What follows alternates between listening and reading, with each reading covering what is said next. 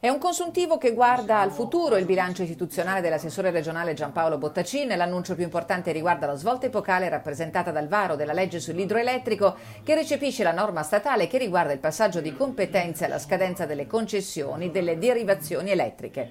Per la provincia di Belluno si tratta probabilmente del primo vero atto verso la specificità. La regionalizzazione delle opere idroelettriche comporterà un introito al Veneto pari a 15-20 milioni di euro. Più della metà di questi arriveranno in termini di energia elettrica a Belluno, che potrà illuminare municipi e scuole gratis o fornire l'energia a soggetti privati. Una buona nuova che fa il paio con le opere in corso per il ripristino dei danni causati da Vaia. Quest'anno sono stati appaltati 1746 cantieri, quindi una quantità di lavoro enorme. Alcuni sono già partiti, alcuni stanno partendo, alcuni partiranno, poi ci sarà il prossimo anno e l'anno successivo.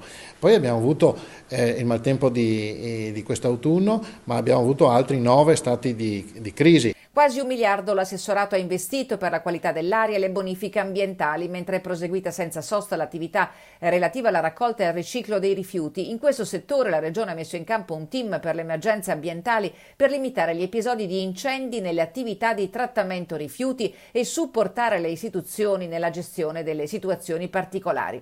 Il territorio, dice Bottacin, e la sua tutela vengono prima di ogni cosa, a patto però che per tutela non si intenda quanto è accaduto nelle terre alte bellunesi. I vincoli imposti a livello romano dal Ministero dei Beni Culturali noi crediamo che siano totalmente fuori luogo.